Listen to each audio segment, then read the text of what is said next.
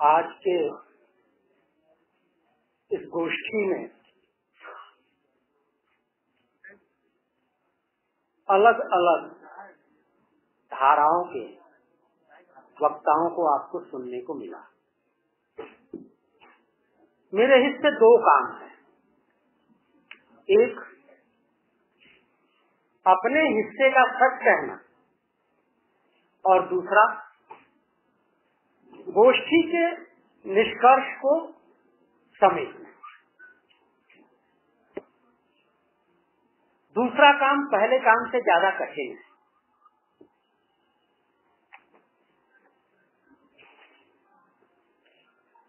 मैं अपने हिस्से की बात कहना ज्यादा पसंद करता हूं। चाहूंगा कि फैसला आप करें कि चुनौतियां क्या हैं और समाधान क्या होगा। क्यों कि इस तंत्र में लोग तो आप ही हैं।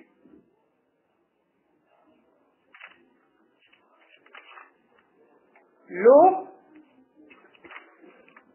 बनाम तंत्र, या लोग और तंत्र आमने सामने। रावण रथी विरथ रघुवीरा, एक लोक और एक तंत्र।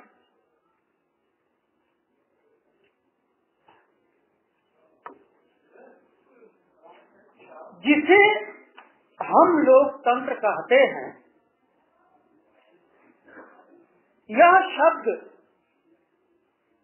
अपनी एक पारिभाषिक शब्दावली का शब्द होने के कारण एक निश्चित अर्थ रखता है। अर्थ क्या है? डेमोक्रेसी,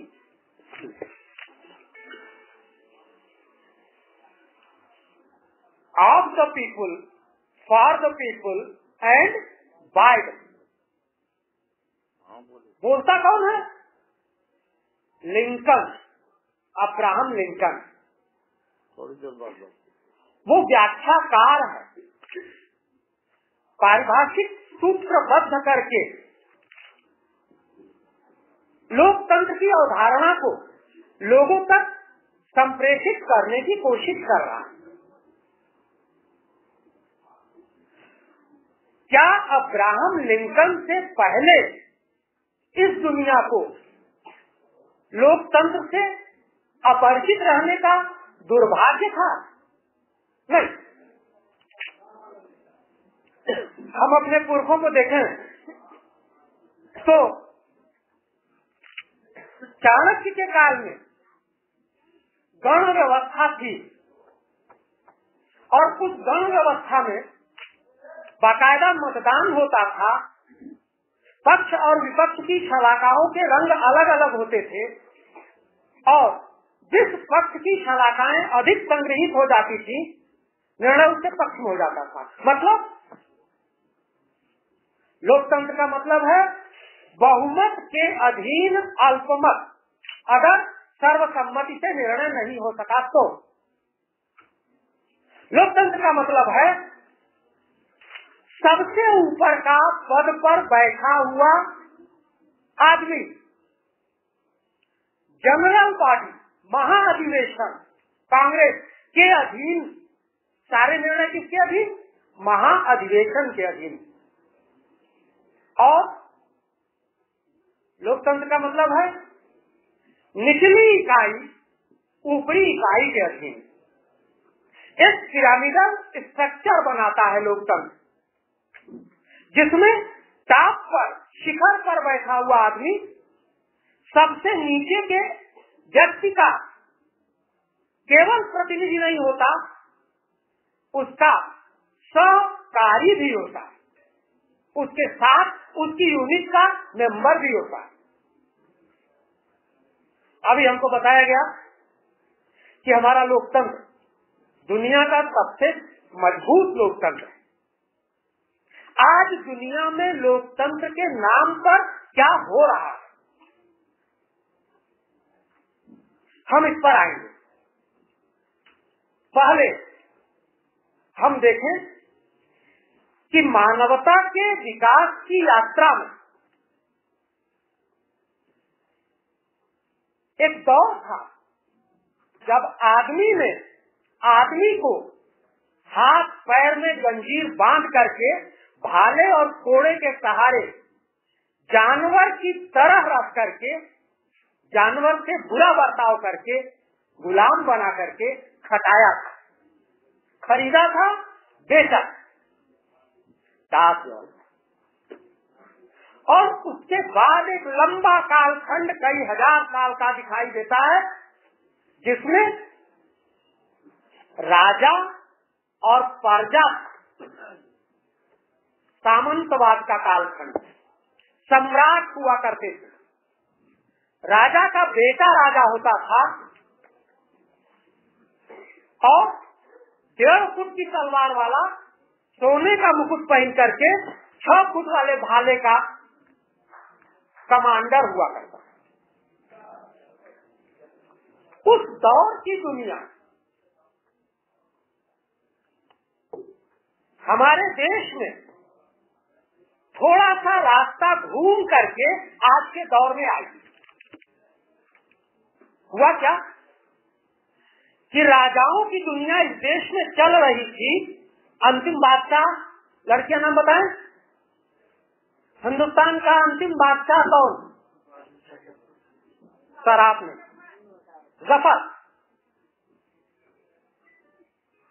जफर ने कहा कि तख्ते लंदन तक चलेगी तेग हिंदुस्तान की। जफर के नेतृत्व में प्रथम स्वाधीनता संग्राम के हमारे जुझारू पुरखे जिस लड़ाई को लड़ रहे थे, कल्पना कीजिए कि जो उसका अंत हुआ उसका विपरीत हो गया होता। हम परास्त हुए, ईस्ट इंडिया कंपनी की जगह सीधे रानी आई, भयंकर दमन हुआ। जिन्होंने बैलगाड़ियां तक मुहैया कराई थी उनको भी बख्शा नहीं गया। जिन्होंने खाना खिलाया था, जिन्होंने एक रात अपने घर में ठहराया था, उन तक भी कहर बर्पा किया गया। और तब एक दौर आया जब भारत ने हथियार नहीं उठाया 1857 के बाद। उसके बाद आया पुनर्जागरण काल, भारत का रेनेसां। पुनर्जागरण काल में आर्य समाज, ब्राह्म समाज, राजा राम मोहन राय का क्या उद्यम गई? सती प्रथा, गुड। स्वामी दयानंद, विवेकानंद, ये दिमाग के धनी विचारों का प्रक्षेपण कर रहे थे, विचारों की चिंगारियां फेंक रहे थे, समाज सोने न पाए उसको जगा रहे। और उसी बीच में कांग्रेस बनी। किस सन में? वेरी गुड, तुम सब लोग कंपटीशन निकालने जाओगे, मेहनत करो। अगर यह हमारे 1857 के संघर्ष का जो परिणाम हुआ यह न हुआ होता, बहादुर शाह जफर, तात्या टोपे, कुंवर सिंह, लक्ष्मीबाई, ये सारे लोग जीत गए होते तो भारतीय समाज का स्वरूप क्या होता?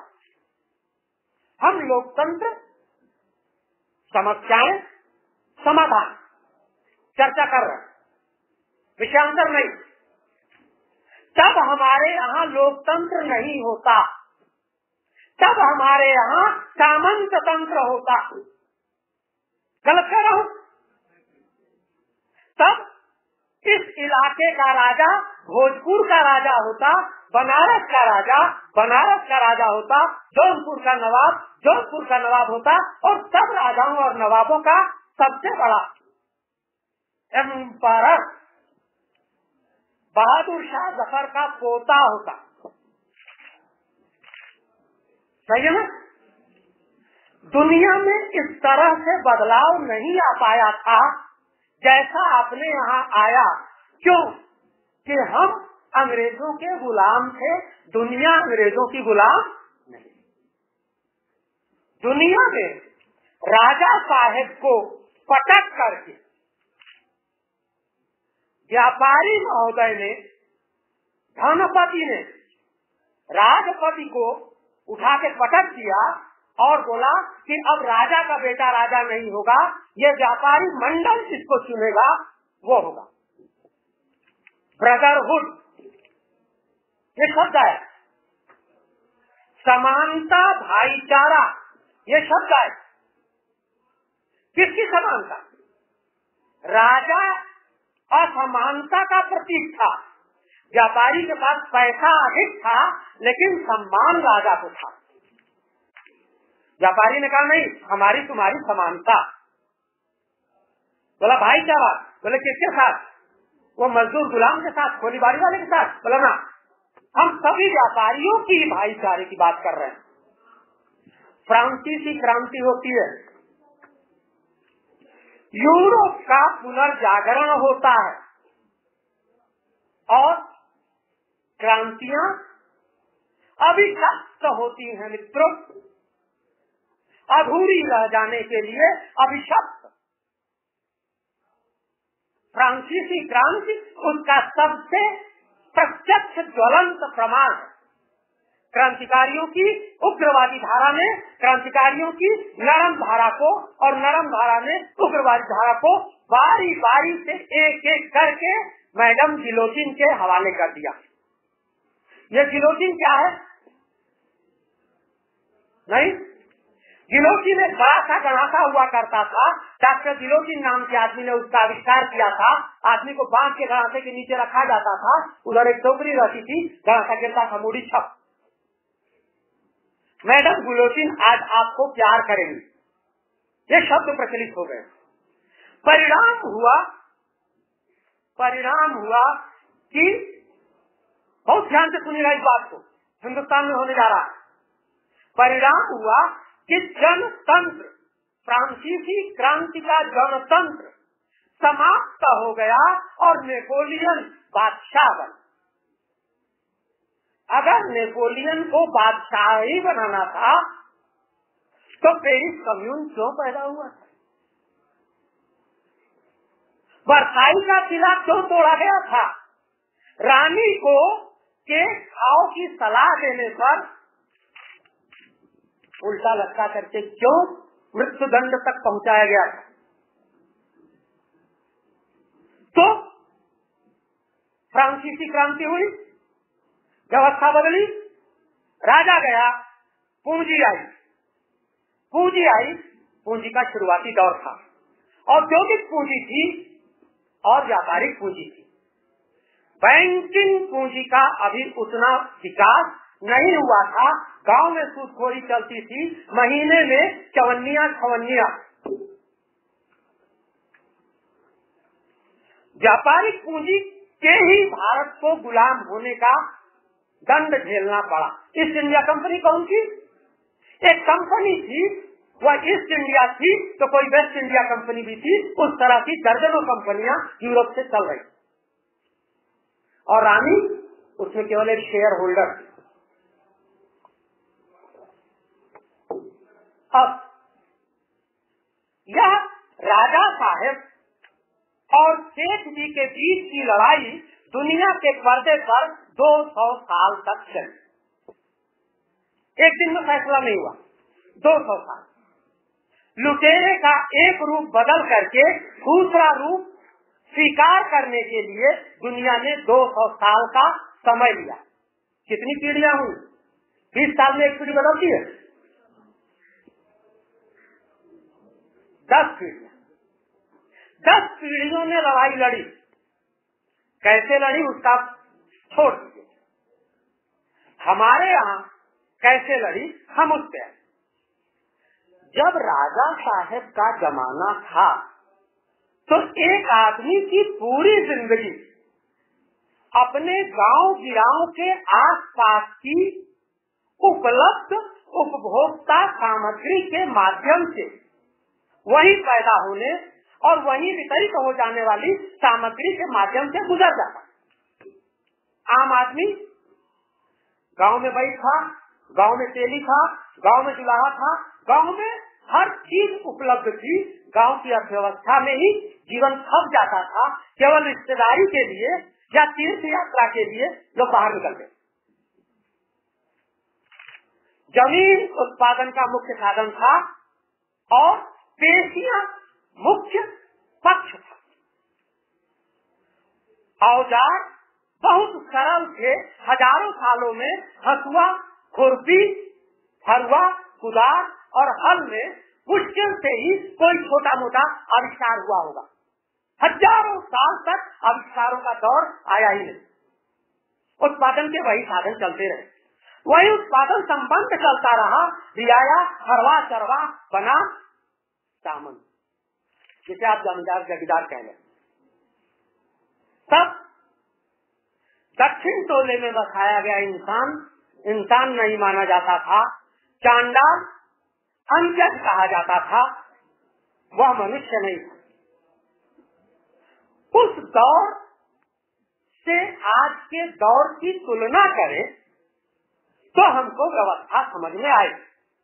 राजाशाही ने जिंदगी को एक ऐसा सिस्टम दिया था, एक ऐसी व्यवस्था दिया था कि हजारों साल तक लोग उसको चलाते चले गए। उनको किसी नई चीज की जरूरत नहीं पड़ी। पूंजी लड़ी 200 साल, जीती कैसे? राजा का कत्ल करके नहीं, कत्ल होता रहता है, वो अलग चीज। पूंजी ने जीवन को एक नया विकल्प दिया। मित्रों, हमारे पास ये मोबाइल है। आप में से लगभग हर एक के घर में टीवी होगा। अब कोई भी फॉर्म इंटरनेट पर ही भरा जाता है। क्या ये मोबाइल, टीवी, मोटरसाइकिल और इंटरनेट हमारी कंपटी पर किसी ने बमौर का कट्टा सटा के हमसे खरीदवाया? नहीं ना। हमने देखा कि विज्ञान ने एक आविष्कार किया, बाजार ने उसको मुहैया किया, भरपूर मुनाफा वसूला, मगर मुहैया तो किया। और हम अपना पेट काट करके, अपनी जरूरतें घटा करके, कर्जा लेकर के उन चीजों को इस्तेमाल करने तक पहुंचे। यानी राजाशाही के, जमींदारी के जमाने की तुलना में पूंजीशाही के, बाजार की दुनिया ने हमको एक ऐसा विकल्प दिया जो सर्वमान्य हुआ। लोगों ने उसे आत्मसात किया। अब मैं इस बात को यही छोड़ के दूसरी बात पर आऊंगा। क्रांति हुई। भारत में औपनिवेशिक दासता के विरुद्ध स्वतंत्रता संग्राम हुआ। यानी दुनिया ने एक ऐसा दौर देखा कि क्रांतियां और स्वाधीनता संग्राम लड़े गए। अपने यहाँ स्वाधीनता संग्राम, क्रांति नहीं हो पाई। औपनिवेशिक व्यवस्था देशी पूंजी के पतित प्रतिनिधि, उसके वर्गीय हितों की रक्षा करने वाले दल के हाथ में आई। तीन ही दल उस समय थे, चौथा था ही नहीं। कांग्रेस पार्टी, कम्युनिस्ट पार्टी और वामपंथी धारा। बाकी राजनीति से दूर थे।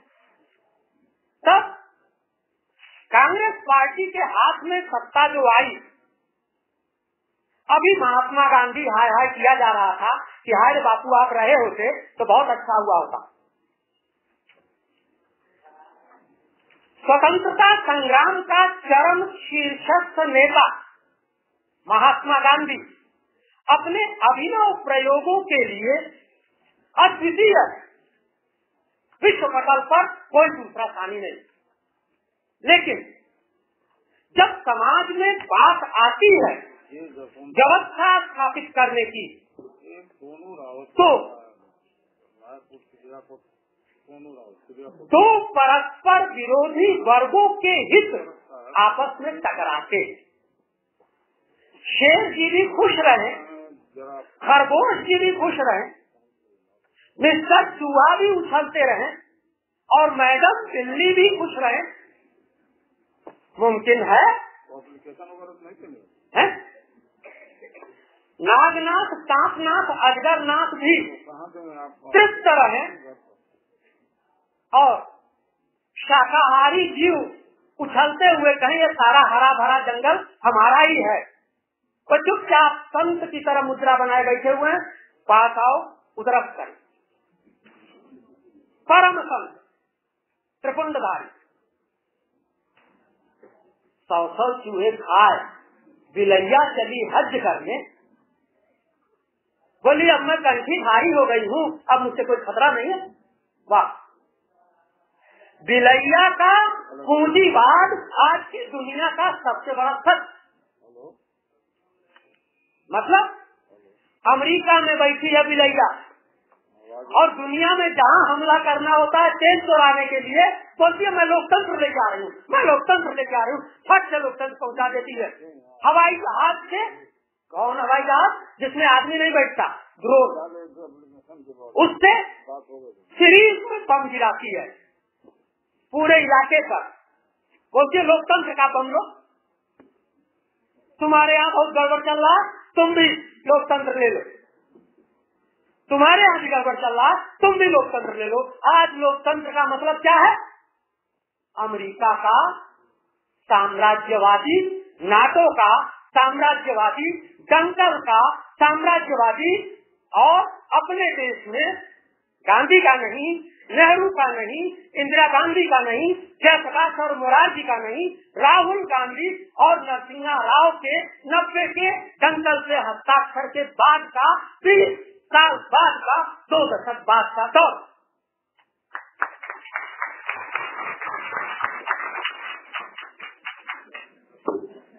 ये राहुल गांधी का दौर है, ये नरसिम्हा राव का दौर है, ये सोनिया गांधी का दौर है, और यह वह दौर है जब जनतंत्र अपनी रामनामी चादर उतार के फेंक देता है। बिलैया बोली कि अब सीधे सीधे आओगे या जबरदस्ती करूं? सीधी गुंडई, कोई जनतंत्र नहीं, कोई वोट नहीं। हिटलर बोला सीधा झूठ बोलूंगा और सच बोलने वाले को अपराधी सिद्ध करके फांसी लटका दूंगा। आज का दौर दुनिया के पैमाने पर पूंजी के शासन का वह दौर है जब शोषण सामान्य जनवादी विरोध को झेल करके किया जाना असंभव हो चुका। आपकी हड्डी में से चक्की चल रही है, खून फेर करके तिजोरी में कैद किया जा रहा है। आज का जनतंत्र वह जनतंत्र है। यानी कौन सा जनतंत्र है? पूंजी का जनतंत्र। कौन सा जनतंत्र है? वित्तीय पूंजी का जनतंत्र। कौन सा जनतंत्र है? आर्थिक नव उपनिवेशवाद का जनतंत्र। तो जनतंत्र भी कई प्रकार के हो गए। हाँ, जनतंत्र 2 प्रकार के। एक प्रकार है जनतंत्र जिसका नाम है पूंजीवादी जनतंत्र, जो तंत्र मत का अधिकार आपको देता है, विड्रॉल का अधिकार नहीं देता। क्या तो अपना नेता चुन तो लीजिए, बोले गड़बड़ करा तो बोले वापस बुलाने का हक नहीं। तो नेता का चुनने का काम किस आधार पर होगा? किस आधार पर नहीं होगा कि उस इलाके की जनता किसको चाहती है, इस इलाके के होगा कि कौन सी पार्टी के सुप्रीमो को कौन सा इलाके का व्यक्ति अधिक बड़ा ब्रीफकेस दे देता है। आज का तंत्र ब्रीफकेस तंत्र है। ब्रीफकेस दो, ब्रीफकेस लो। इस देश में क्रांति नहीं हो पाई, ब्रीफकेस तंत्र आ गया, नाम NGO। सारा सेवा करते रहो, करते रहो, करते रहो। बोले क्रांति, बोले शट अप, क्रांति मत करना। बोले भगत सिंह, बोले बहुत अच्छा है, माला चलाओ। दाऊद, माला तक। जिंदगी में नहीं। ना एनजीओ ही आज आंदोलन भी कर सर एनजीओ और आंदोलन, ऑक्युपाई आंदोलन, अरब वसंत। प्रेशर कुकर जानते हैं ना? प्रेशर कुकर में एक वेट रहता है और वेट के बगल में एक छोटा सा रबड़ का टुकड़ा रहता है, गोल सा, क्या बोलते हैं उसको? Safety valve. वो क्या करता है, जब अंदर प्रेशर ज्यादा हो जाता है तो वेट उड़ने के पहले वो फट से खुल जाता है, जरा प्रेशर रिलीज हो जाता है। तो अरविंद केजरीवाल और आप और अन्ना आंदोलन समूचा क्या है? सेफ्टी वाल्व है। इस चीज का, इस तंत्र का, तंत्र पूंजी का तंत्र है। तंत्र मुट्ठी भर देशी विदेशी पूंजीपतियों की लूट का तंत्र है। तंत्र थोड़ा मीठा मीठा लगने लगे, प्यारा प्यारा लगने लगे, उसको मेकअप कर दिया जाए, पर्दे पे अच्छा दिखाई देने लगे। क्रांतियां क्या होती हैं, उन्हीं पर बात हो रही है। व्यवस्था के सामने चुनौतियां क्या हैं, उन्हीं पर बात हो रही है। विकल्प क्या होगा, समाधान क्या होगा, उन्हीं पर बात हो रही है। समाधान पूंजी ने दिया। बात समझिएगा, बहुत जटिल बात कर रहा हूँ, आपकी जिंदगी से सीधे जुड़ी हुई बात कर। हवाई में पूंजी ने समाधान दिया था। राजाशाही ने जो व्यवस्था दी थी उसके बजाय बाजार की व्यवस्था देकर। लेकिन क्रांतिकारी चाहे सोशलिस्ट धारा के रहे हो, चाहे कम्युनिस्ट धारा के रहे हो, आप पार्टी आज पैदा हुई है। ये धाराएं 20 के दशक के बाद से इस देश में लगातार गर्दनें देती रही हैं। उनकी कुर्बानियों को कम करके नहीं आना जा सकता। तो हमारा दुर्भाग्य क्या रहा, भारतीय क्रांति के पक्ष का सबसे बड़ा दुर्भाग्य क्या रहा कि हम विकल्प देने में अक्षम साबित हुए। हम दूसरे के बेटे को अपना बेटा गिनाते रहे। अपना बेटा अपनी गोद में ले करके कैसे भीगे हिस्से पर मां सोती है, सूखे हिस्से पर बेटे को सुलाती है, कैसे बाप अपनी जेब काट करके बेटे की पढ़ाई करता है। इस चीज में भारतीय क्रांति का पक्ष छंद साबित हुआ।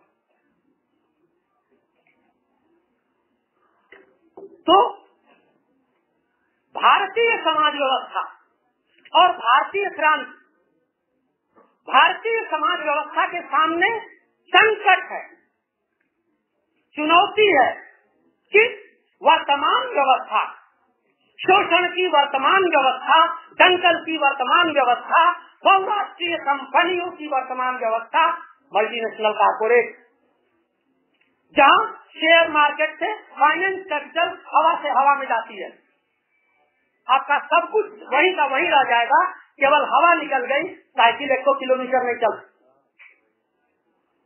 तो वो हवा भरने का काम किए हुए हैं, जिसके पीछे लगा देंगे वो फूल के 56 इंच की छाती और 22 फुट का कद हो जाएगा, और जिसकी हवा निकाल देंगे वो अन्ना बाबा की तरह ममता देवी का समर्थन करने लग जाएगा। सच ये है, क्रांतियां हवाओं में नहीं चलती, व्यवस्थाएं हवाओं से नहीं बदलती। व्यवस्थाओं की चुनौतियों का जमीन पर हल देना पड़ता है, समाधान देना पड़ता है। पूंजी ने दिया, ये मोबाइल दिया ना, ये माइक दिया ना। अकबर बादशाह भी जब राणा प्रताप से लड़ रहा होगा, उसके पास माइक नहीं रहा होगा, वो जब पढ़ रहा होगा सीएसएल नहीं रहा होगा, तब विकल्प दिया। हमने कौन सा विकल्प दिया है? गांधी ने तो फिर भी विकल्प दिया था, अन्ना ने केवल गांधी के विकल्प को एक्सटेंड करने का काम किया, विकल्प दिया। इस देश में 23 साल के छोकरे ने विकल्प दिया था, कौम के नाम संदेश। उसने कहा क्रांति का मतलब बम और पिस्तौल नहीं, बस फूंको ट्रेन फूंको ये नहीं। क्रांति का मतलब विचारों की धार पर क्रांति की शान, क्रांति की तलवार रगड़ो, पकड़ो अपने विचारों को पैना करो, अपने प्रतिद्वंदियों का, प्रतिभट का, तर्कों का उत्तर देने के सक्षम बनने के लायक पढ़ो, विश्लेषण करो, सोचो, करो। उसने कहा मास लाइन जन दिशा। आज की व्यवस्था में क्या है? जन नीचे पटकाया है, तंत्र छाती पर सवार, जमराज की तरह। उसने क्या कहा? जन शासन, जन दिशा। बोले क्रांतिकारी वो भी हैं जो बस्तर में बंदूक उठा के लड़ रहे, कुर्बानी उनकी किसी से कम नहीं। लेकिन अगर बस्तर के पहाड़ों में खनिज नहीं होता, इस देश की सत्ता, इस देश के वित्त को वो खनिज बेचने के लिए बाध्य नहीं होती, तो शायद बस्तर के आदिवासियों के बीच उन क्रांतिकारियों को रोटी बड़ी मुश्किल से मिलती। तब वह सुरक्षा का, आत्मरक्षा का संघर्ष लड़ने के लिए बाध्य है। 40 साल हो गया नक्सलवादी की लड़ाई को चलते हुए। इस देश में अभी आक्रामक लड़ाई नहीं हो पाई, रक्षात्मक लड़ाई चल रही है। नेपाल में 4 साल में, प्रचंड ने केवल 4 साल में हथियार चला, आग पार कर दिया। राजा गया, बोले अब प्रचंड, बोले प्रचंड की जरूरत नहीं। अंग्रेज गए, बोले अब गांधी, बोले गांधी को गोली मारो। तो हमको समझना पड़ेगा व्यवस्था हमारी नहीं, जन शत्रुओं की है। चाहे अमेरिका में बैठा हो, चाहे दिल्ली में बैठा, चाहे लखनऊ में बैठा। व्यवस्था हमारी कब होगी? जब हम गढ़ेंगे उसको। कुम्हार के घड़े की तरह, उस्ताद की तरह कबीर तो बोलता है, गढ़ेंगे, गढ़ना पड़ेगा अलिफ से लेकर के अंत तक। एक चूक दूर करनी पड़ेगी जो हमारे आचरण में, चिंतन में, विश्लेषण में हम सभी के है। जन करेगा, कौन गढ़ेगा? जन गढ़ेगा।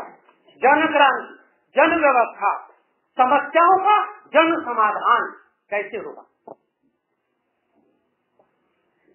बात का आखिरी, हम आपके घरों से पहले बेटे, कुछ पैमाने पर बेटियां थी।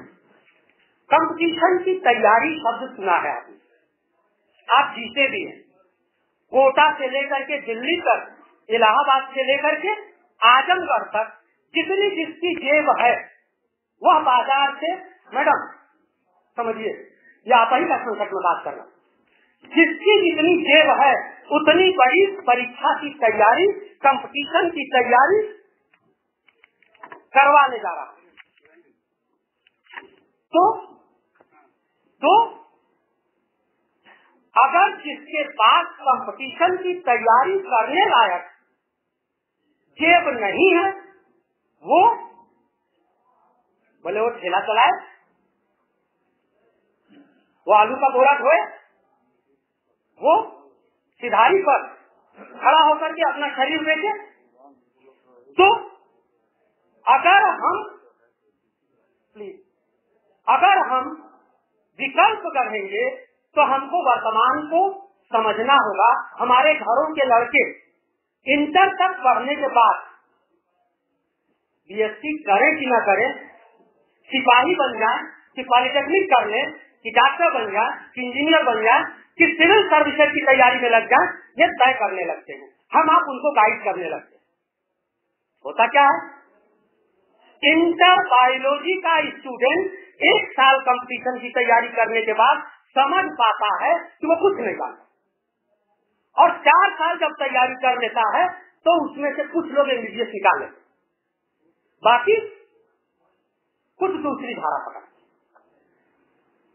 1% कंपटीशन निकालने वालों को सरकारी नौकरियां मिलती हैं इस देश में। नोट कर लीजिए, अपने दिमाग में हथौड़ी से ठोक के बैठा लीजिए।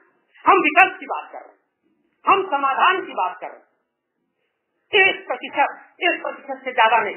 कोई भी संस्था अपने खुद के चाकर को सामान्य समाज से अधिक सुरक्षा, सुविधा और काम करने का माहौल दे, हमारी सत्ता में। उसके बाद दूसरे नंबर पर वो नौकरियां हैं जिनको प्राइवेट सेक्टर आप बोलते हैं। 90 के बाद उदारीकरण, निजीकरण, वैश्वीकरण का दौर, ग्लोबल विलेज, एक इतिहास का अंत। बोले नहीं हो सकता, यूरो आ जाएगा, तो क्या गया। तो प्रतिशत नौजवानों को, क्या वो लड़के हो क्या लड़कियां, प्राइवेट सेक्टर में रोजगार दे पाते।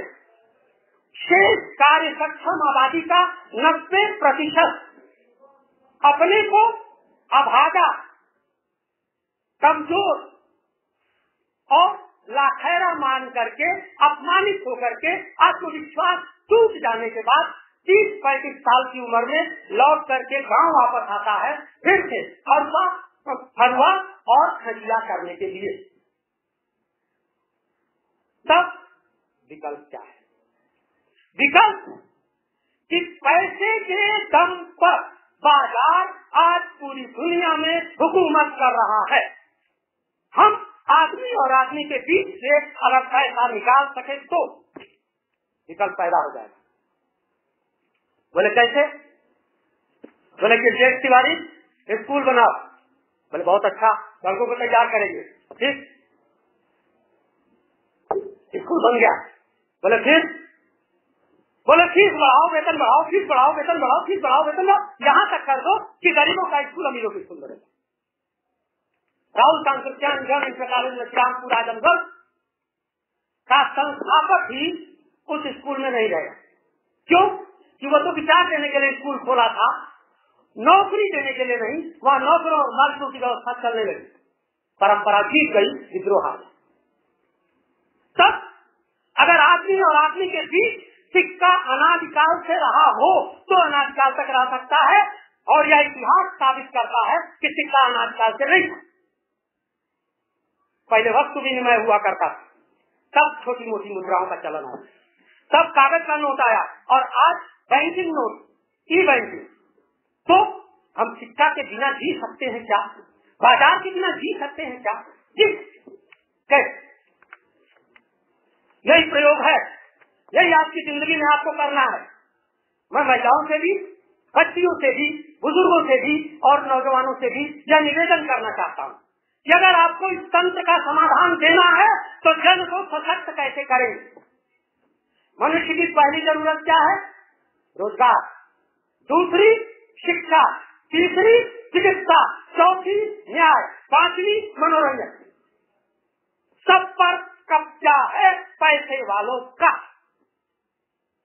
विनोद भैया खूब मुझे कर जाते हैं, लेकिन मैं जानता हूं कि इनका तोड़ कौन करेगा? तो यही फकीर करेगा। क्यों? कि इसने पैसे को जूते की ठोकर से रखा। चांदी का जूता सर पर लेने वाले लोग गुलाम होते हैं, पट्टा पहनने वाले लोग शेर नहीं हो सकते। वो उल्टा पलटा धमक। तब यह व्यवस्था वहां पहुंच गई है कि एक पार्टी या एक व्यक्ति को चिन्हित करके नहीं कहा जा सकता। समूह की व्यवस्था अब जोर जबरदस्ती से ही शोषण करने की स्तर पर विकसित हो चुकी। तो इस दौर को कहते हैं फासिज्म का दौर। एक व्यक्ति को खड़ा कर दो, उसको बड़ा बना दो, उसकी तानाशाही के नीचे सबको कर दो। सुप्रीमो शब्द कैसे आया? जनतंत्र में सुप्रीमो क्या होता भाई? जनतंत्र में सचिव होता है, कमेटियां होती हैं। तो जब सुप्रीमो का दौर आ गया तो एक सुपर सुप्रीमो क्रिएट किया इस व्यवस्था में हवा भर के। तब हमको लगता है कि सुपर सुप्रीमो कुछ भी बोलेगा, सब लोग बेवकूफ बैठे नहीं। हमारे 42 के बुद्धों के पास भी जो मड़ई में बैठ के आंख में बिताया करते थे, अकल थी। और आज वो अकल थोड़ी और बारीक हुई है। ये लड़के जिनको लाखैरा कहा जाता था, अन्ना आंदोलन के बाद इन्होंने दिखा दिया कि किसी से कम जज्बा नहीं रखते। तो यदि ऊपरी क्लास के बच्चे बच्चियां अपने क्लास और अपने नीचे के क्लास के बच्चे बच्चियों को पढ़ाने लगे शाम को जुटा करके, तो शिक्षा का विकल्प हम पैदा कर देंगे। आईएएस कंपटीशन हिंदी मीडियम में टॉप करने वाली लड़की को आज समाजी परिवार में पश्चिमी उत्तर प्रदेश में जीना पड़ा था। स्कूल जाने का मौका नहीं मिला था, कॉलेज जाने का मौका नहीं मिला था। अपने कंप्यूटर और किताबों के सहारे अपने घर में कमरे में बैठ कर किया। तो अगर हम शिक्षा का लेन देन करने लगे द्रोणाचार्य के पहले शिक्षा दीक्षा नहीं करती थी इस जमीन पर, हम उसके पहले के जीवन को नए पर गज में ले आए। चिकित्सा, थोड़ा सा डॉक्टर वसूलता है आपसे खर्च। अगर बुनियादी दवाएं एक डब्बे में रख करके एक ईमानदार आदमी के घर में रख दी जाए और दवा का पैसा न लेना हो तो उस दवा का खाली होने के बाद फिर से वितरण हो सकता है। और जिस गांव में ऐसे 10-20 लड़के खड़े हो गए, 10-20 बुजुर्गों का आशीर्वाद मिल गया, वहाँ न्याय वकील साहब और सिपाही जी के कब्जे में नहीं होगा, मौके पर ही तुरंत हो जाएगा पंचायत। जब इतना हम कर लेंगे तो हमारे पास बहुत कुछ होगा। आज का दौर बच्चियों 2 चीज का दौर है, खुद को जानो, अपने दुश्मन को जानो। दुश्मन की भाषा अंग्रेजी। एक बच्ची से मैंने पूछा अंग्रेजी लिया? बोले नहीं लिया। मैंने कहा पढ़ो। बोले कंप्यूटर? बोले नहीं संस्कृत। मैंने कहा नहीं। आज का दौर सिलाई मशीन दहेज में देकर के भेजने का दौर नहीं रहा। आज का दौर कंप्यूटर और अंग्रेजी देकर के भेजने का दौर आ चुका है। इस दौर में हरेक को आत्मनिर्भर इकाई के तौर पर जीना और जीने में सम्मान महसूस करना पड़ेगा। यही इस व्यवस्था का समाधान होगा। जन व्यवस्था, जनता के द्वारा, जनता की ओर से, जनता के लिए। बस। इनकलाब जिंदाबाद।